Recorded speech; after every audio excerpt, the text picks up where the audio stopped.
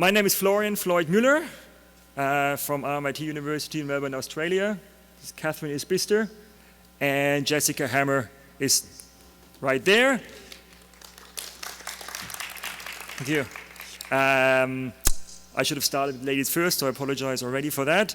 Jessica, Katherine, and myself, we are the co-chairs for the student game competition. And I'm going to quickly explain for those in the room who haven't participated what it is and what it's about. And then Katherine is going to introduce the three categories, what we have. And then Jessica is going to announce the winners for each category.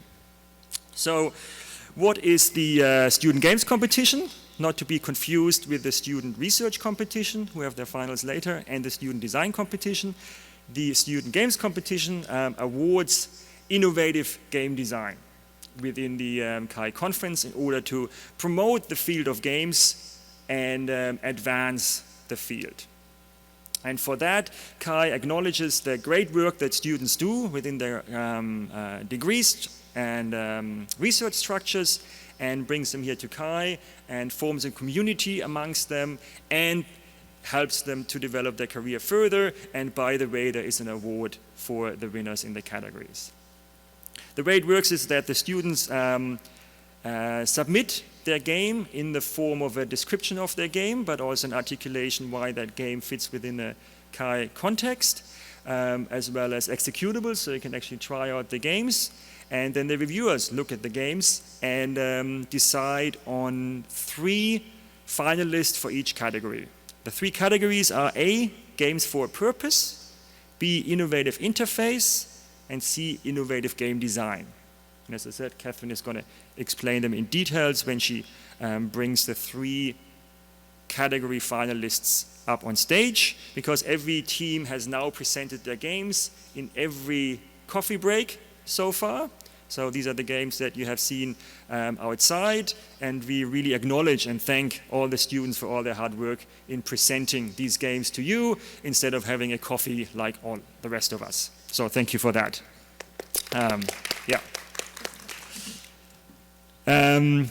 So what's going to happen now is the 3 winners for each category each have 5 minutes to present their game to you in a non-interactive format, right? So outside, the coffee breaks was the interactive format. Now they actually summarize it in a presentation to you. And we're going to do it in 5 minutes for each category. Then Katherine is going to present the next category. The next 3 finalists are going to come up, and the next 3 finalists. And then we gonna, Jessica, Katherine, and I are going to deliberate. We're going to go aside for a few minutes and decide on the winners for each category, and then we're going to bring each category winner up to the stage, and we're going to take a picture. Very important.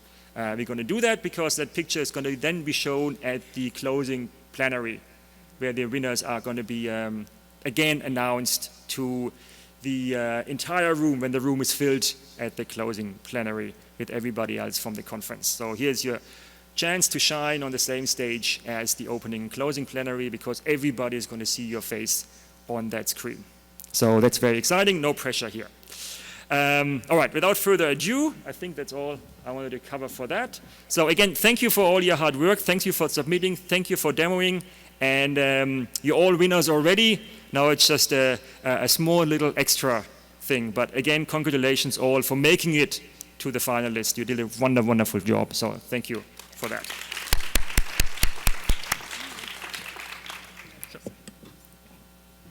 So, one last thing is we will take a group photo of everyone who was in this competition at the end of this session, and I believe that photo will also go up at the end of the week. So, and then the last thing is there will be certificates for winners.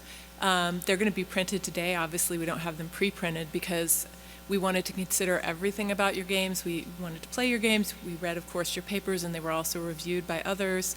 And we wanted to see the presentations today before making final selections of the finalists. But you'll be able to get those certificates later. You can email me, and we can arrange a time. I'll be around Thursday. I think they're going to get printed today, so just so you know. Okay, so let's get started. So there were 3 categories of submissions for this competition. And the first one that we're going to show you the finalists for is Games for a Purpose. And the idea in this category is that the student games should be designed not just to entertain, but also to have some kind of other accomplished goal, some kind of impact on players. That could be health, it could be learning, it could be journalism, or there are many other ways that you could make an impact, a serious impact. And so students who submitted games in this category had to explain in their brief papers what exactly the impact was, and if they'd done any user testing, how they knew whether that impact took place, and if not, what plans they might have for that. So without further ado, we're going to get the first team up here to show. And the first team in Games for a Purpose category is Fit Play Games, Increasing Exercise Motivation Through Asynchronous Social Gaming. So if you guys could come up, that would be great.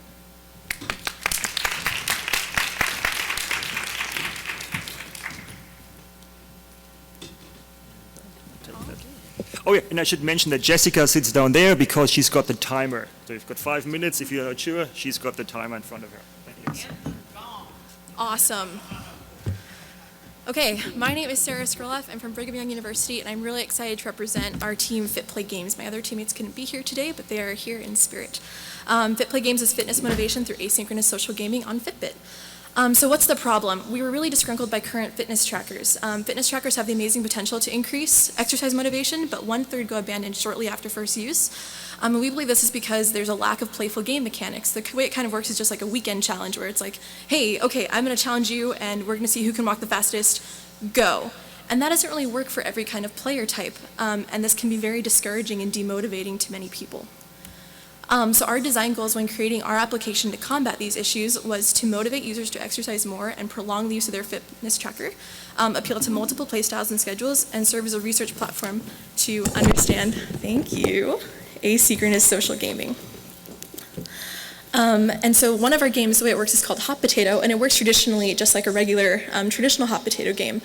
Players, when the game begins, are given a fictional potato, and due to a predetermined step count, they have to reach that step goal in order to pass the potato on to their friend before a randomized timer goes off.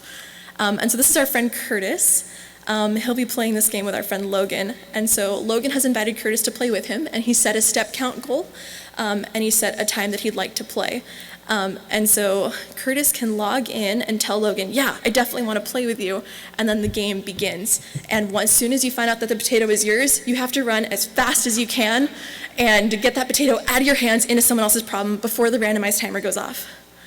And this randomized timer is actually really, really important to us. It gives us the opportunity to let anybody win. And what I mean by that is the randomized timer, normally when you're playing with someone who's a far superior runner than you, that can be really demotivating because you're like, why even bother playing against them if they just win all the time? But with the timer, there's an opportunity that even if they're better than you and they have a better chance of winning, if they have less potato time, you can still have an opportunity to win if the timer explodes when it's their turn. And this also gives us multiple ways to win. We give you so many statistics when you're playing about how your time is doing, how other people's time is doing, and so when the game is over, you can say, hey, well maybe I lost this round, but I had a shorter time than anybody. And so you have multiple ways of winning and multiple statistics you can be proud of, and you can kind of focus on whichever one is important to you. We also worked hard to make the design inclusive. One of our original games was going to be called King of the Hill, and we actually changed it to Capture the Crown because we felt it was a little bit too gendered. And so we wanted to make sure it was open and also really, really clear, and we wanted to make sure that games information was displayed visually rather than numerically whenever possible. The games are also cooperative and competitive. So not only are you given a personal score, you're given a group score for your average time that can be compared to other groups on a digital leaderboard. Other features include social interaction because you can send messages to other people. And it also fits various lifestyles. As you saw, the hot potato game is definitely for people who can drop everything and go. This may not work for everybody. So we also have 2 other games in development that are for people who have a hectic schedule but also want to meet complicated fitness goals. And these also games, each game has a sister game. As I mentioned, Hot Potato and Capture the Crown. Hot Potato has 1 loser, Capture the Crown has 1 winner. And we're excited to look at these games together in our research and figure out which demographics gravitated toward the positive psychology or the negative psychology, and also what games people preferred based on their schedules.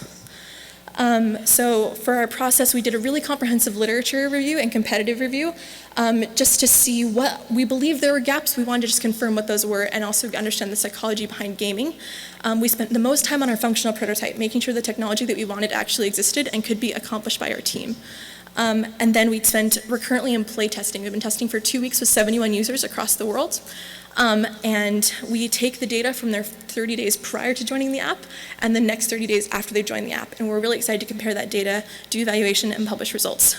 We're currently running on Android, parse.com, but we're also creating our own backend soon as we're migrating away from Parse, and we're currently on Fitbit. But in the future, we'd love to have our own website. We're rolling out new games later on this year. And as well, we're trying to integrate into Fitbit and onto Google Fit, other trackers, and monetization, and iOS and Apple. So just to recap, fitness trackers are awesome at increasing motivation and can be awesome at increasing motivation, but they're not quite there yet. And so existing games really lack the playful element that really inspires multiple player types to keep involved. And so our app encourages people to motivate more by adding in social and competitive elements and adding multiple levels of game depth in order to really stay involved long term. It also serves as an awesome research platform for us to use in the future and add more games to as time goes on to better understand the benefits of asynchronous social gaming. Thank you so much.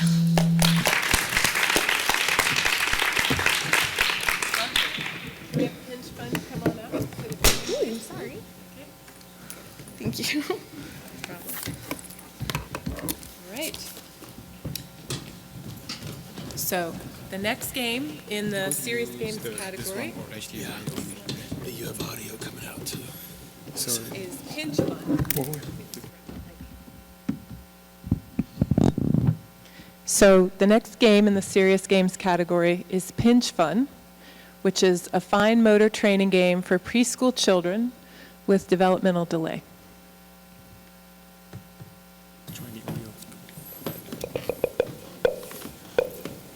Let's debate.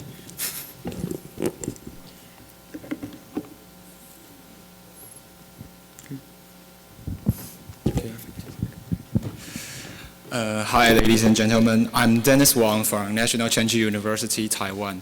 And today I'm going to talk about PinchFun, a cooperative fine motor skills training game for preschool children with developmental delay.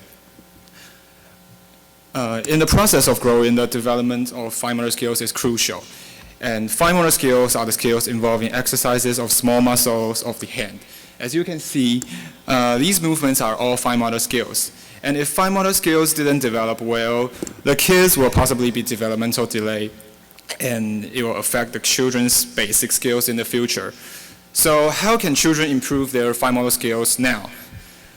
Currently, they will be given mini workouts for fingers and muscles, such as using a clip to move small objects or flipping coins on the table.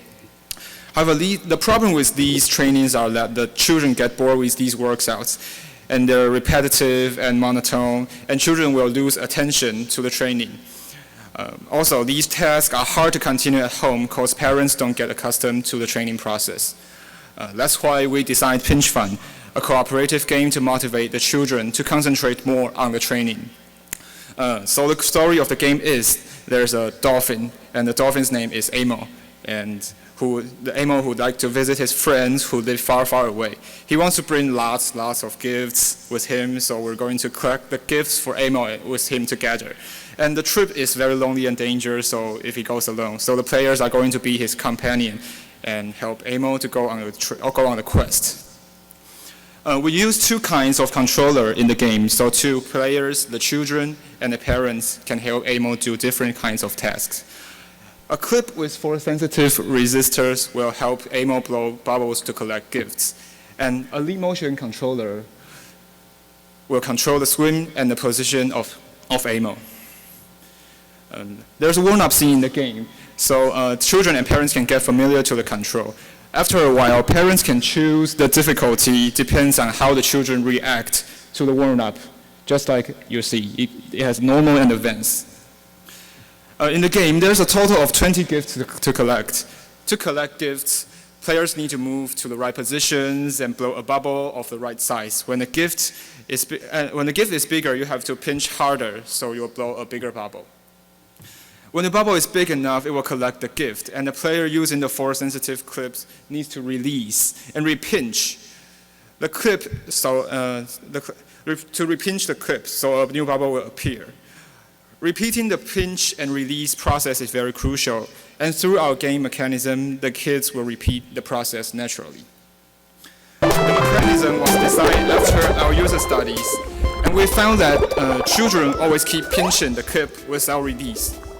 So we designed the game to make the bubble disappear after it collects the gift.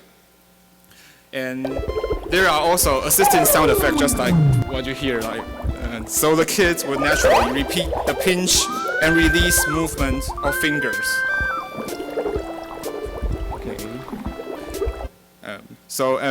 As you can see, we conducted a pilot study using prototypes in special schools and early intervention centers in Taiwan.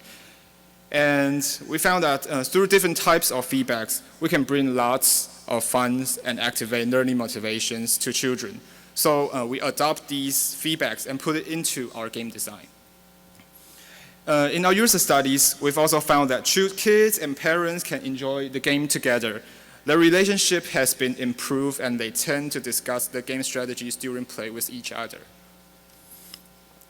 With some help from the adults, PinchFun can also be played by 2 children, as you can see.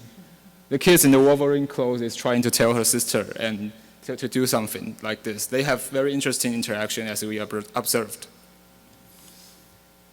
Okay, so through PinchFun, we can bring joy to the preschool students and motivate them to train their fine motor skills.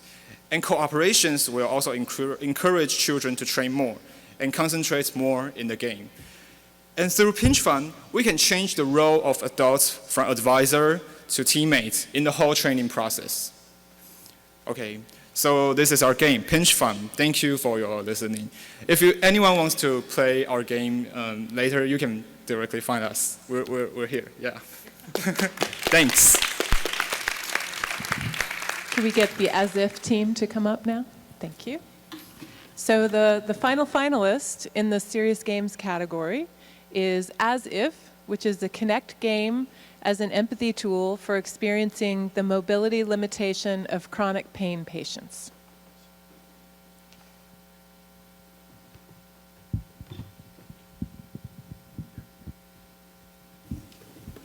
Should I use the building one? Yeah, that one. The first one, okay. Just please, do that. No, it's the other one. This one. No, go back again. Yeah, you want to be in headphone forward. There's no sound. Can you just play a sound? Play the slide with the sound? Okay, it's working. It's, I think I heard the music. but it's playing. Can you hear this? Oh, okay, Awesome, good. awesome. Yeah, good. Thank you.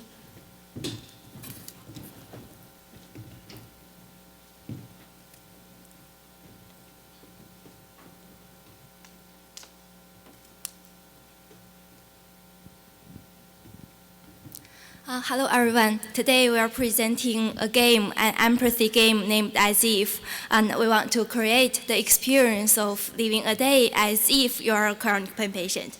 And we are 3 PhD students from Simon Fraser University, Canada. And this is Weina. She is a medical doctor, and then she joins our lab, becomes a game designer. And this is Sarat Ulas. He's an awesome and amazing 3D artist and game designer. And finally, this is me, who is speaking at this moment. Before we start, I would like to ask you a question. Show me your hands if you are a chronic pain patient. None of us? Okay, probably 1 or 2. So show me your hands if you know a close one who are chronic pain patients. Okay, around 10-ish. And finally, show me your hands if you have imagined what it is like to experience a day as if you have chronic pain. I think that's a lot of us. That's amazing. Here we brought this game As If to imagine a day, envision a day living as chronic pain, as if you have chronic pain. And let me show the game. The worst part of having chronic pain surprisingly, isn't my debilitating symptoms. It's not even the horrible side effects from prescriptions or sequelae like insomnia. Rather, it's the looming judgment from those who don't understand or don't care enough to try to better understand what I'm going through. I get it's hard to even phrase or describe such experiences for normal people.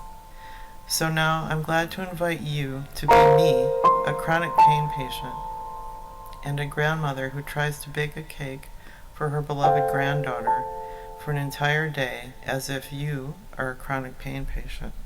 I hope this will help you better understand what it's like. As a pain patient, I don't ask for anyone's sympathy and I don't want your pity. What I care for is understanding and empathy from you. If I'm not able to meet your expectations for work or life, when I'm in one of those red button days, those days when I just want to hit the non-existent red button and make the world stop until I can cope again.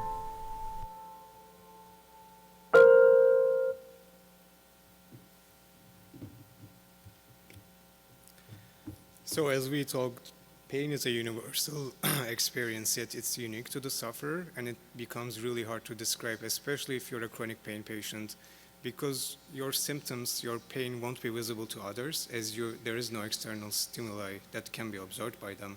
And patients feel their pain isn't acknowledged by their relatives or even their doctors. So they feel they are being judged by their lack of activity. This leads to social stigma and isolation and other sequelae like depression.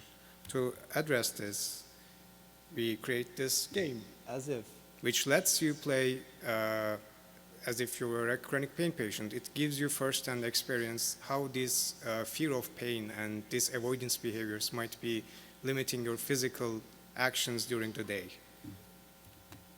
To do so, we had an overarching goal, which is baking a cake. We divided this goal into smaller tasks and represent each one with a shape.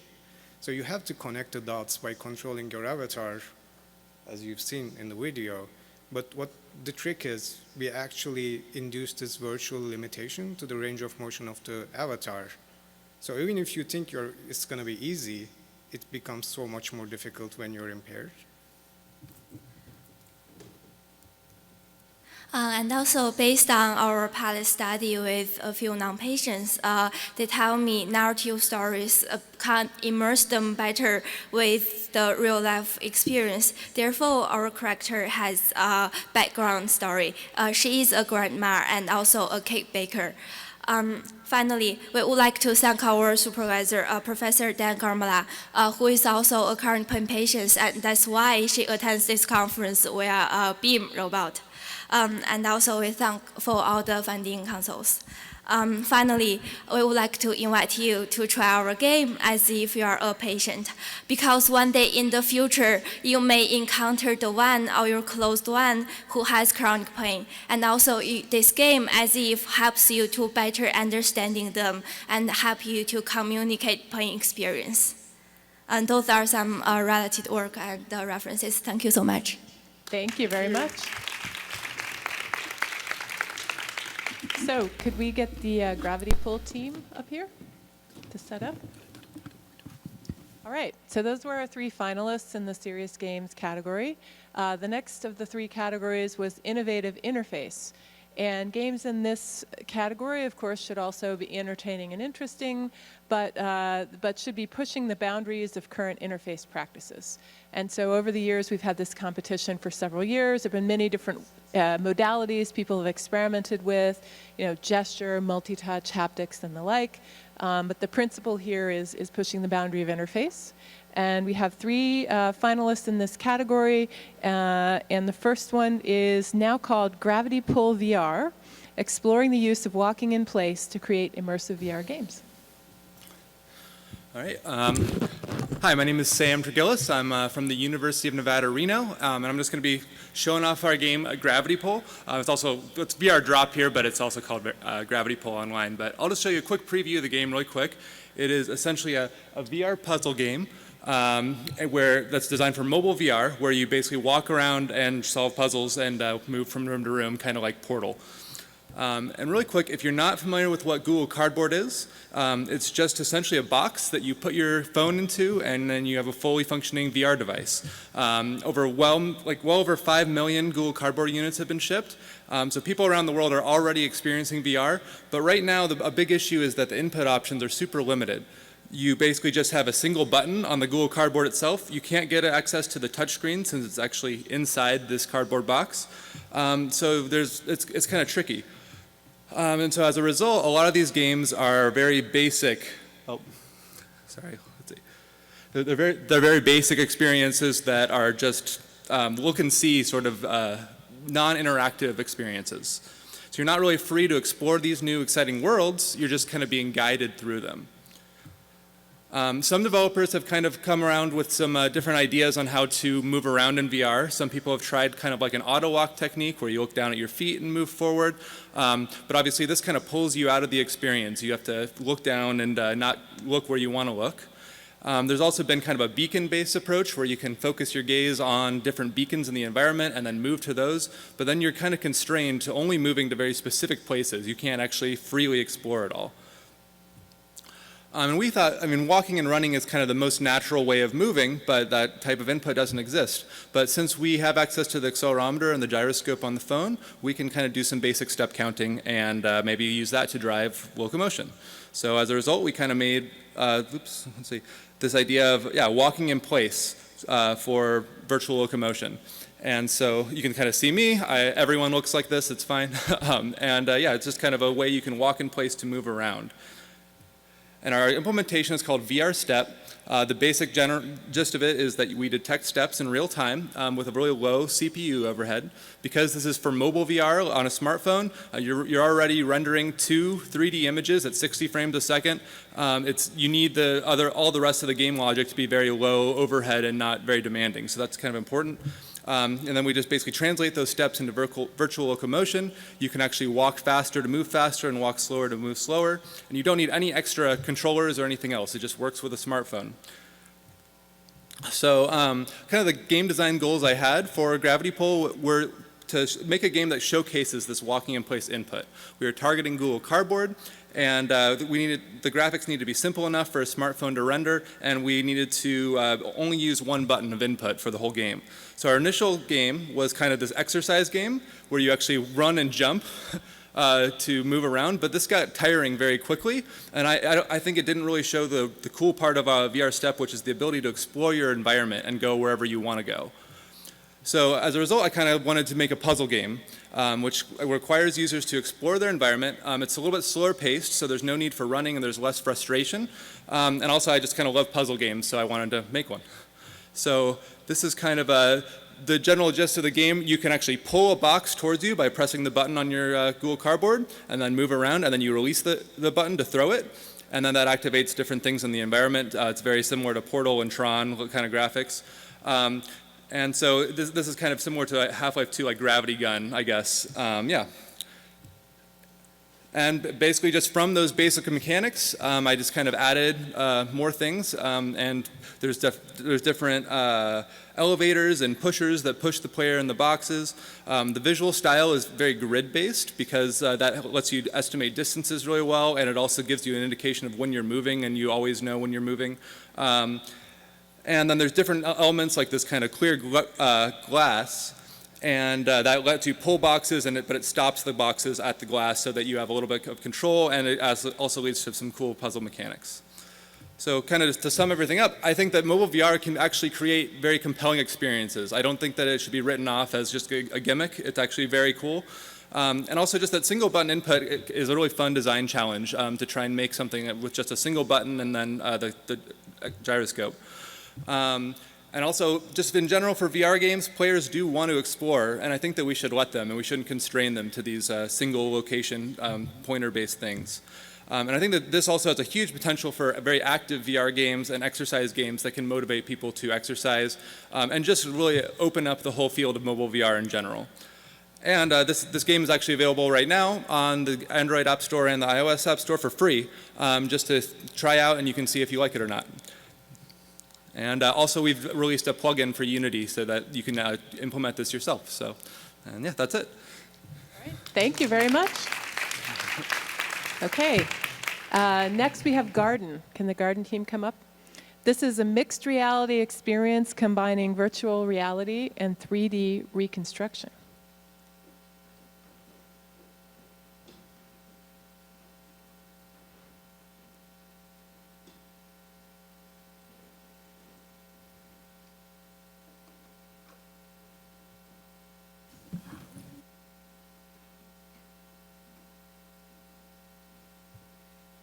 All right.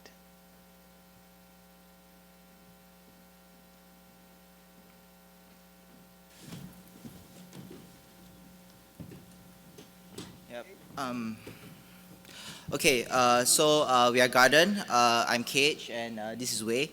And we created this mixed reality experience on the Google Tango, which is mounted onto the Durovis Dive. And what we're actually doing is that we're combining virtual reality and real-time 3D reconstruction so that the user can walk around freely, untethered, and they can see any obstacles in the real-world environment. And we also allow simple hand interactions by filling in wireframes to draw game elements into life. And our motivation for this is because the VR experiences out today, like for example, like Oculus, HTC Vive, they are all connected to desktop by a wire, and this can really limit users' immersion. And also, they require external controllers, which also breaks immersion. So what we're trying to do is that we're trying to let the user walk freely and unbounded around in the real environment while experiencing a game, as well as using their hands and legs to interact with the world naturally. And we can do this because of the Google Tango. It has motion tracking and it has depth sensors, so we can actually get a point cloud data to reconstruct the environment in real time. And As for the interaction design, we started from gazing mechanic, which is the most common interaction in most of the AR, VR games. However, in this very immersive environment, we found out people actually naturally just reach out their hand or feet. They want to interact with the objects by their own body. But there are certain limitations we need to take into consideration. For example, the Google Tango can only detect stuff from 0.5 meters to 4 meters. So for people like me, like have short arms, I have to play the game all the time like this. So that's why we try to put every interactive objects on the ground, so people like me can actually use my feet to kick them. And also another constraint is our system will transform everything into blocks, which includes your hands. So it's a challenge for us to explain this to users, why this makes sense. So our first prototype is we try to develop a platform building game so users can use their hands to draw cubes, draw platforms for creatures to jump onto. However, we found out because we can't distinguish which blocks are drawn by the users, which are created by the environment, so it's really hard to write the UI for the AI for the creature. So players won't feel they have full control of the character.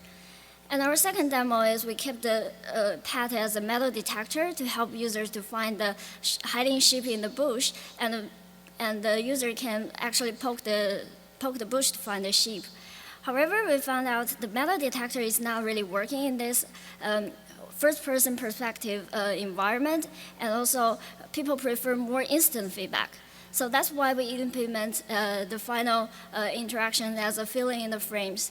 We themed this world as a garden, and users can use their hand to fill in the frames to draw objects into life and take care of your garden.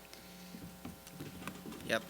Okay, so we have overcome a couple of technical challenges in our implementation. Okay, so firstly, we have managed to get 3D reconstruction, stereoscopic rendering, and all the game logic, and even like the logic to like have the wireframes detect the voxels, all this stuff, all onto the Go Tango at 60 FPS. And we also managed to implement some basic ambient occlusion for for visual enhancement. And also we have a dynamic environment. So all the game elements, including the ones that are decorative and the interactive ones, all of them will respond to changes in the environment. So if, for example, if a voxel disappears below, let's say, a bush, the game element will anchor down onto the changed environment. And to summarize, we are the first to combine real-time 3D construction with virtual reality on a Tango. We have able to fully utilize untethered, wide-ranging VR to keep the user safe and immersed because they can see the environment. And we are able to achieve interactive, intuitive gameplay just by using the player's body, despite the limitations of the depth sensor on the Tango. And we are also able to design a dynamic game system that works without knowing the game environment beforehand. We are Garden, a mixed reality experience, and we are available on the Google Play Store. Thank you. All right, thanks so much. And the last team in the innovative interface category is Household Survival, which is an immersive room-sized game using everyday objects as weapons. And sadly, this team had to couldn't bring the whole apparatus of this game to the coffee breaks. But if you may not have noticed, I hope you did go play their game. They actually implemented an iPad version of the game with little tangibles to show off what they had done. So in a way, they sort of created two games in the process of participating in this competition.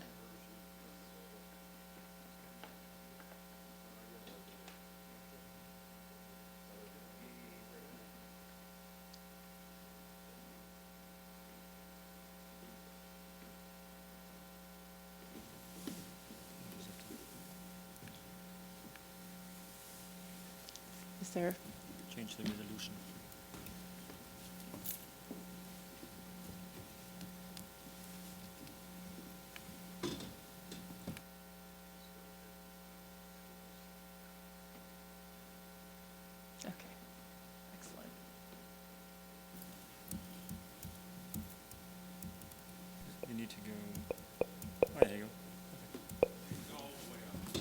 All the way up?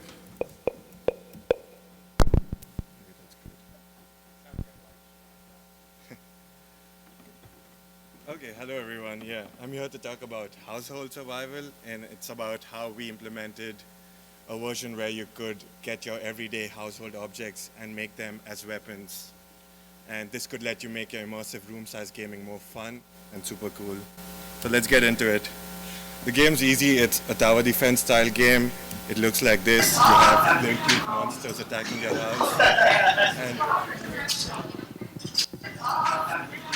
okay. So you have these red monsters that are kind of scary and attacking your base and killing you. And at the same time, you have these green ones that you're trying to help. So how do we help them and how do we kill the monsters? We use household objects, of course. And we implemented a few set of things like a vacuum cleaner that you have around, a broom, something like a mousetrap, or maybe a fan to blow things around. Each of them, as you know, has its own purpose. So the mop can sweep enemies away, or you could use a vacuum cleaner to suck them in. Let's see how the game looks first. You can see there's a projection on the floor. There are multiple people playing around, and they seem to be having kind of fun.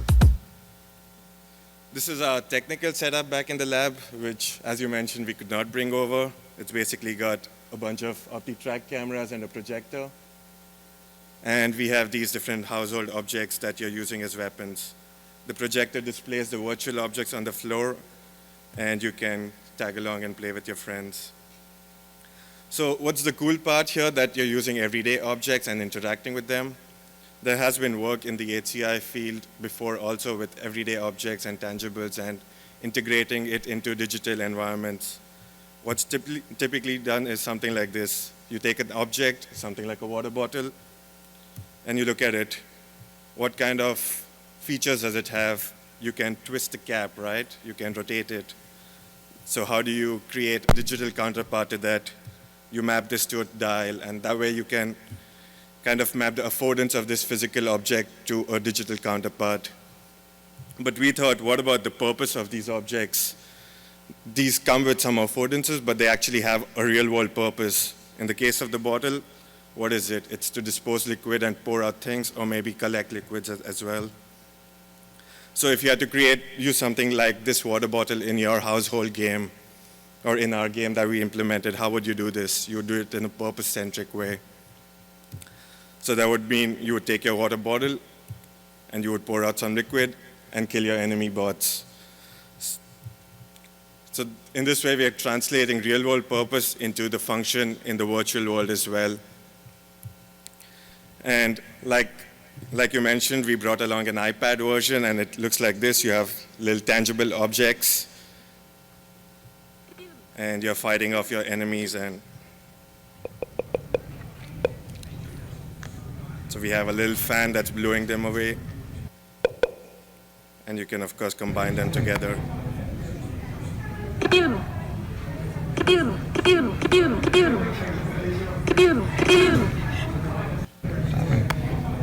So that's our basic idea of using everyday objects as tangibles in a purpose-centric manner. We think this game is one instantiation of this concept, and we think it can also give game designers, a framework that gives them a way of thinking about how they can integrate these objects. So instead of just taking the affordances and using those, you could actually use a purpose and then give them virtual counterparts. That's about it. Thank you. Wonderful. Thanks so much. Okay, maybe we could get the human and dog team to go ahead and come up and start setting up, and I'll introduce the final category of the three, which is innovative game design.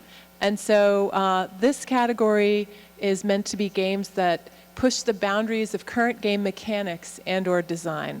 And so that might be a game that adds novel mechanics that have never been used before, maybe a game that uses novel audio themes or dynamics, new mixes of mechanics, story and character elements. We wanted to keep this category quite open in terms of design innovation. And one thing I wanted to note is that students self-selected which category they submitted their game in. So the first game of the three finalists in this final category is Human and Dog. Explore the game design of unequal communicative patterns. Okay. And you want to go up to Apple here, go into your display preferences. Okay.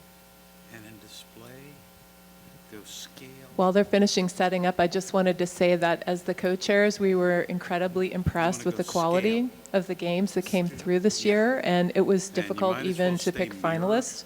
So everyone who's here in this room who shows a game should be very proud of their work, and it's no mean feat to create an engaging game, much less to create a game that speaks to some aspect of human-computer interaction, and to have to submit a paper as well as submitting your game, right? Most competitions you don't have to do that. So we really appreciate your efforts, and we hope it was useful in your thinking about your work. I think I need to restand this. Oh, you need to see that? Yeah. Okay, then you have to mirror that off.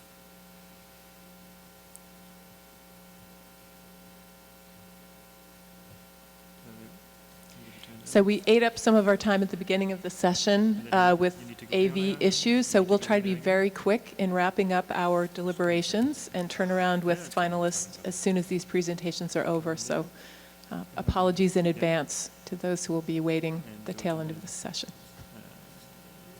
Not go to that way. That is not it. Sorry. He needs his notes in there. So I think. Oh. Yeah, you need to change. Go back to that thing again. Okay, then you need to put the second display at 720 scale.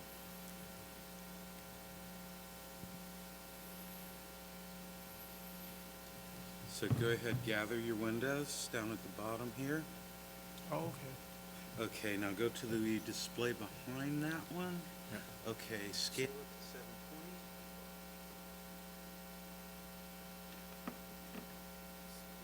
720. Here it is, here it is. Human and Dog. Sorry. Hi everyone, my name is Guanting Zhou. I'm from National Taiwan University. Today I'm going to present our game, Human and Dog. Have you ever talked to a foreigner using an unfamiliar language?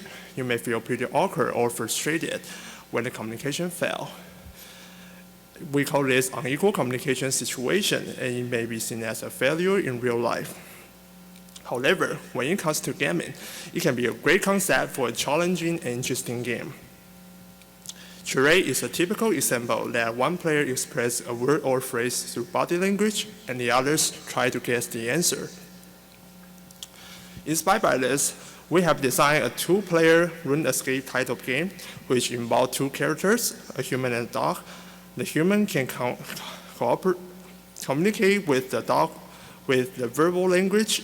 However, even the dog could understand the human, it could not reply back. Instead, it could only make certain sounds to communicate.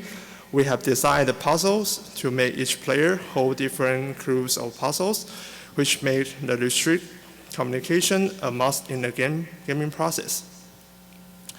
In order to understand how players communicate the information under this setting, we have designed 4 puzzles which contain different types of information, and I will introduce each puzzle with a short clip.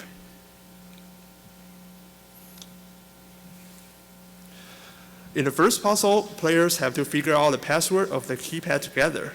The dissolve transition in the video imply different views from different players. The dog player would discover the digit constituting the password without knowing the order. On the other hand, the human player would know the pattern of the password by reading the poetry on a nearby table.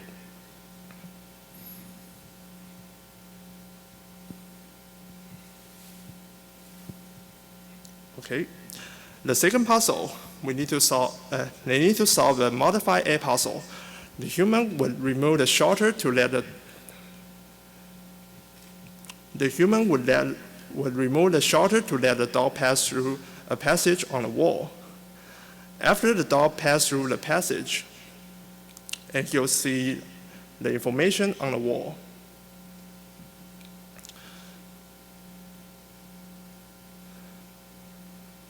So the human will need to ask the dog which direction he should move next.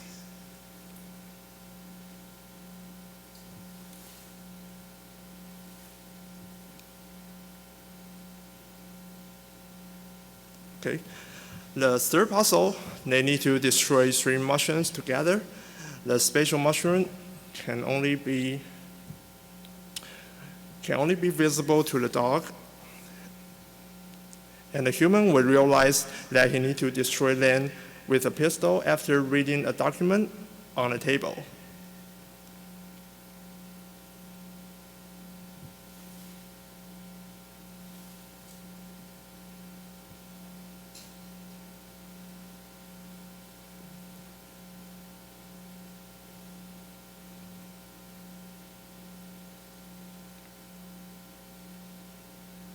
Okay. In the last puzzle, players will need to figure out the username of a computer. This name can only be perceived by the dog. Besides normal communication, we also provide auxiliary items, a periodic table, and a set of poker cards for them to communicate.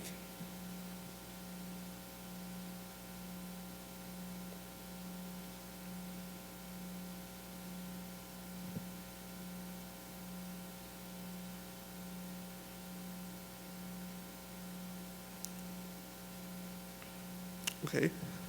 We conducted a user study with 16 participants and collected some feedback and ratings from them. Each group finished the game in 40 to 60 minutes on average. As for the communication pattern, 2 most significant ways are discovered in the study. One is the yes-no question pattern. The other is the numeric expression pattern. Take the first puzzle as an example. If the player would like to ask the dog for a certain digit with a yes-no pattern, the player would ask, is there a 2? If so, bark once, otherwise roar. With a numeric expression, the player would try to make the others bark as many times as the number. We make the players fill out a questionnaire after finishing the game. The light chart here shows the average rating of the enjoyment in each puzzle, ranging from 1 to 5. Overall ratings are above 3. For the distribution of the ratings, we consider the more interaction a player can do, higher ratings would be. We can group our game as follows. According to the interview and the collective ratings, players consider this game interesting, challenging, and novel. Some players suggest that we can integrate body language into the game, especially for a dog character. It will make the dog more expressive. Last, the challenge can create similar difficulty to all users because the average playing time is pretty stable, contracted among all players, all groups. We assume this kind of mechanic as again challenging, has a stable difficulty which is not too easy or too difficult for certain players. Thanks for listening. Thank you very much. So could Bad News come up? So the second game finalist in the Innovative Game Design category is Bad News, a game of death and communication.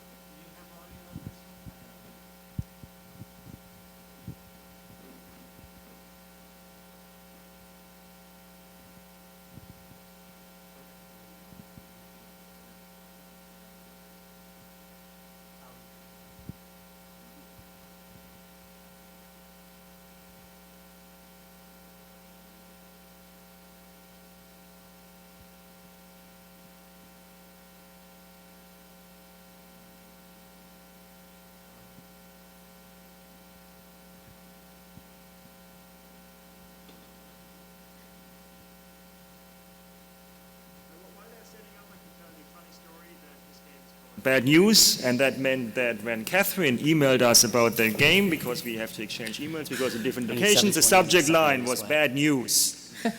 Right, so that Oh I remember no, that I didn't game even, particular yeah, I probably every time. freaked you out. Oh man, wow, yeah, we're just like throwing a wrench in supplies. It's at 720, sorry, 720. Cancel first. It'll do 1080, 720, it likes it all. Sorry. Cool, okay. Thank you. Thanks to all of the game developers for your patience with the AV issues. It's a trade-off, right? We could have uploaded them ahead of time, and I think I'm going to recommend that to the future chairs, but the downside is you don't then get to tweak your presentation up till the last minute, and sometimes there's issues with fonts and video, so our apologies for the glitches today. Works. Okay.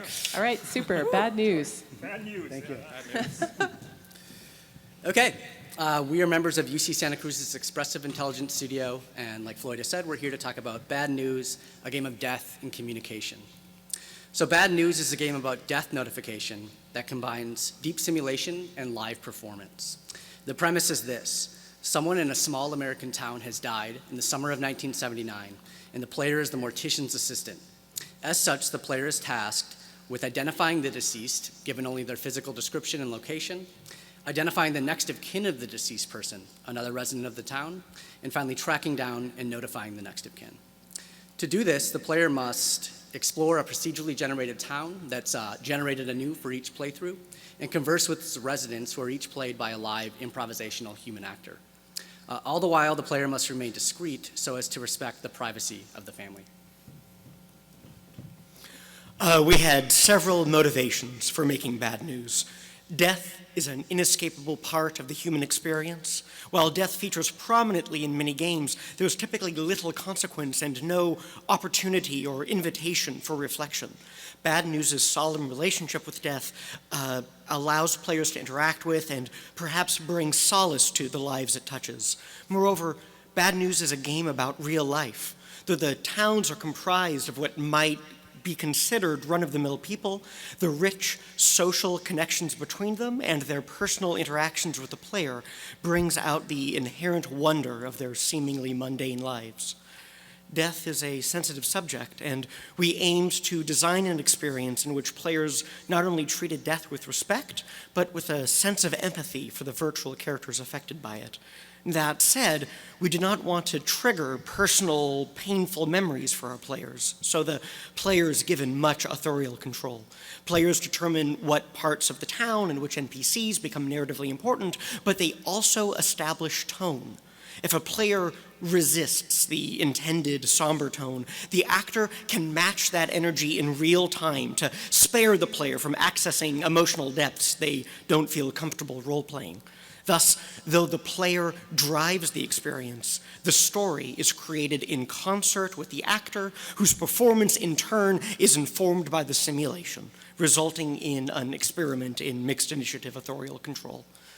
All of this comes together to form an experience that is deeply modeled with hundreds of characters with interconnecting relationships and histories, richly reactive, player interaction is responded to in real time with fully realized dialogue, and immersive, affording players the opportunity to transport themselves to a virtual world.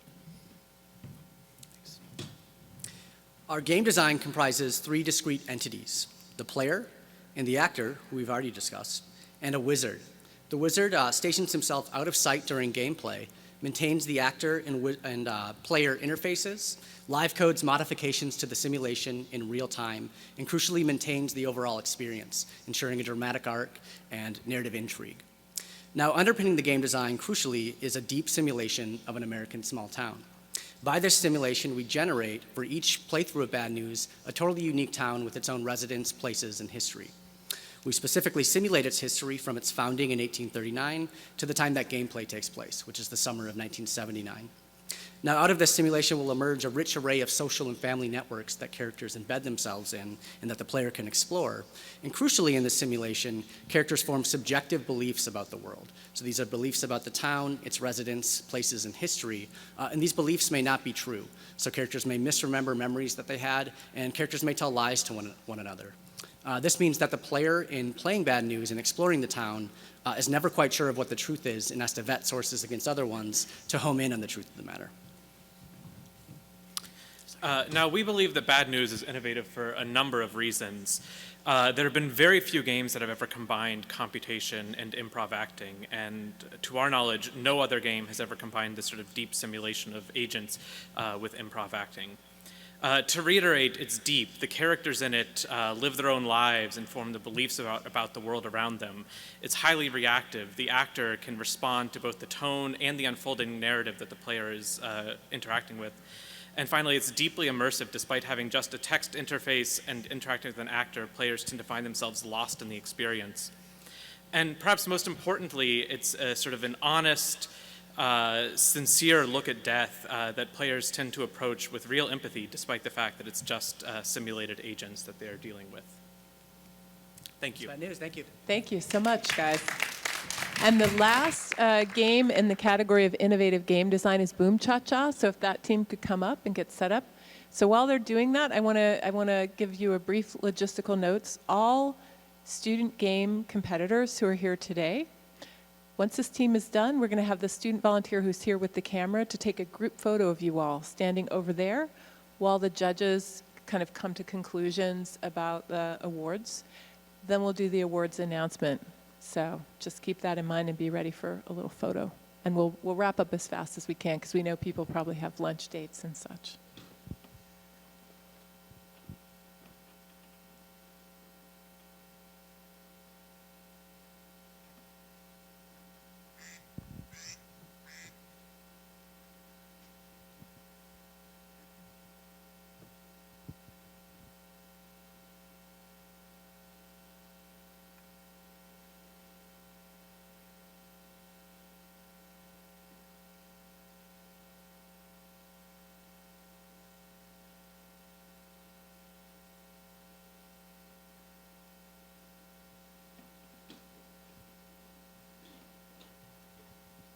No, to FN and audio.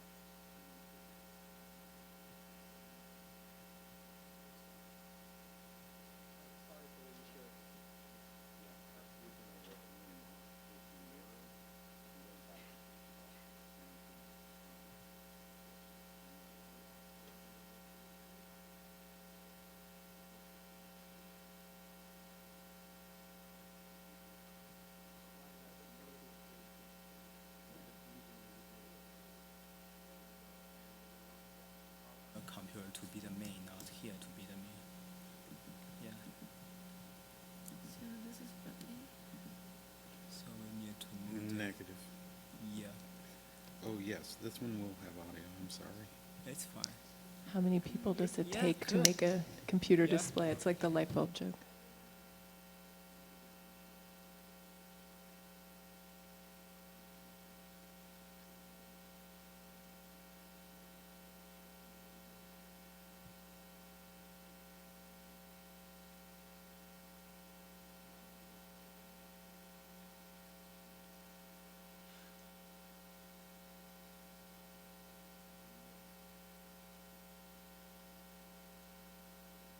Excellent.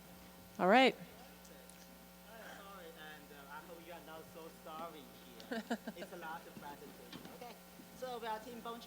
Nice to meet you guys, and I'm Florian and Wang here today we make the presentation.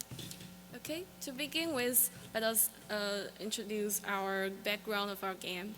So this is, so before that we all love to play musical games like Guitar Hero, and some of the games also have a cooperative mode, which is a plus for people who love cooperation.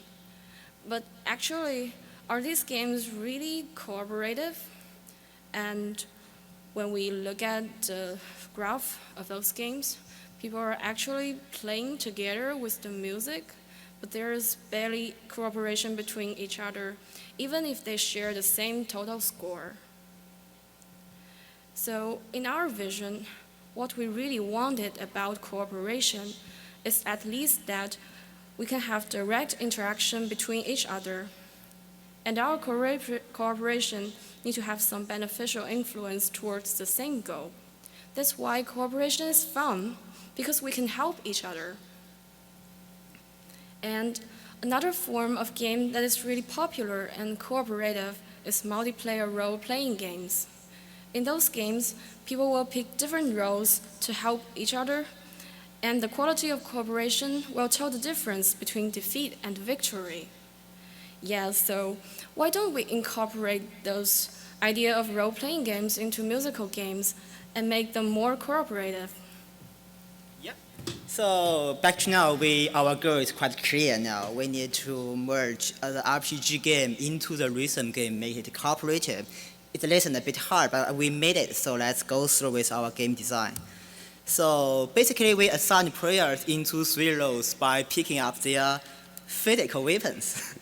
Yeah, and the warrior will take response to attack the monster, and the defender will try to defend from the attack of the enemy, and the mage will heal the team after they lose health. And the common goal here is quite traditional. The team should cooperate together trying to survive and beat the monster.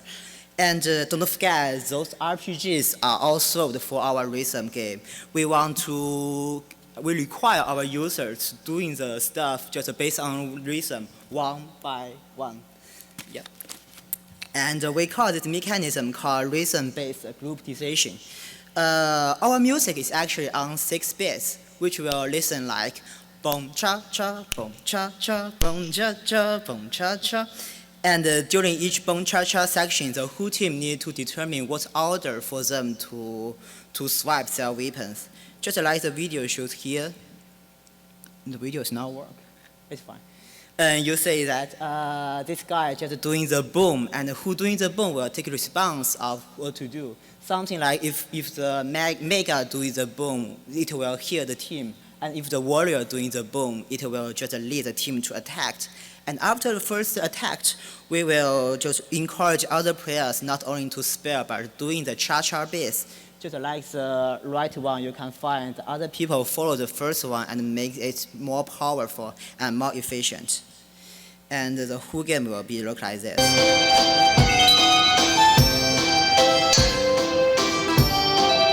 Right? You see people just in the different order to do things and cooperating each other together. Just like you playing the multiple RPG game and also play the rhythm game together. And our user test is, we run around 60 rounds of the user test, and we designed the AI to be super powerful. And but we find over half of the groups can survive, means that they can have a very good cooperation. And we find that during their cooperation, they will discussing something like, hey, give me a bone, give me an attack. something like that. That means they are not just doing their own stuff, but negotiation. And we found just once people survive for the first round, they will celebrate their victory, just like this team. Hey, those people look familiar. Yeah, and our future works will be like doing something like this. Just first thing, we think that our game not only good for cooperative, but also good tools for musical trainings. This one is actually be inspired by the PinchFun team. They teach the children to make something like this. Why not we use this game to train their rhythm feelings? And also because our game just require our user to do something like the looks silly, but actually routines movement. It can actually apply for the physical therapy here, and we hope we can make the world peaceful. And thank you. All right. Okay, so a big round of applause for all the finalists again, please. And what we're going to do is, again, we're going to have all the finalists go down next to the stage for a group photo.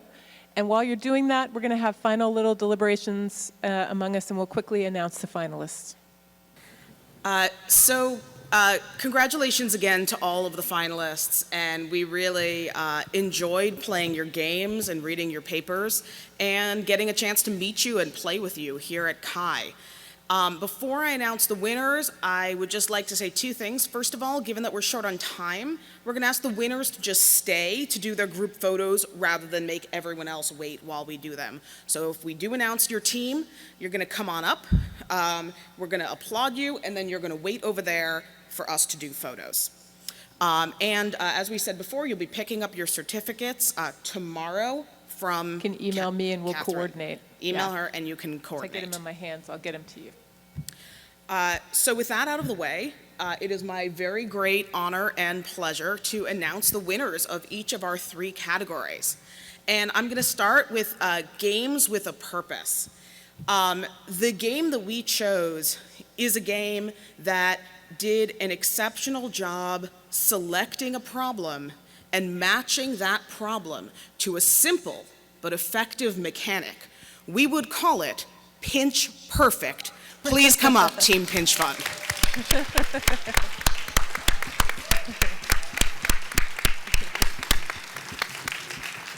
Do you want to come up here? Sure, and yeah, shake we their can hands? shake. Come on up. We're going to shake your hands and then And send you for photos. imagine you're getting your certificates now. Yeah, very nice work. Yes, Congratulations. thank you.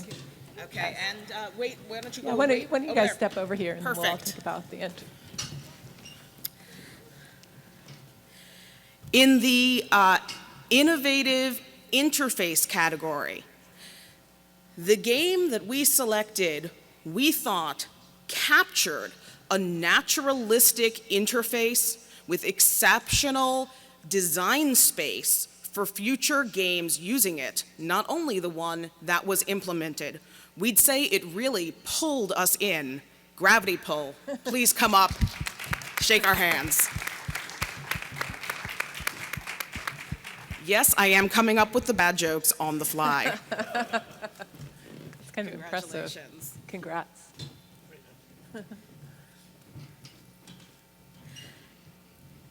In our third category, which is innovation in game design, we were particularly impressed by the integration of exceptionally different types of gameplay that require different kinds of player skill from all game participants. We'd call it good news for game design, even though it's called bad news. Please come on up.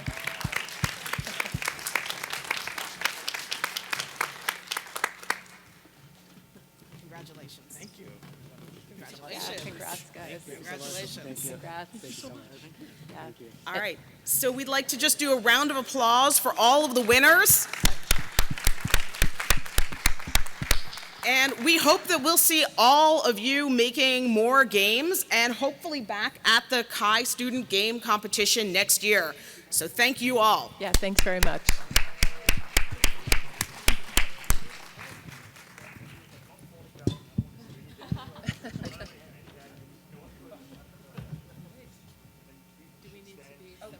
We should be in this.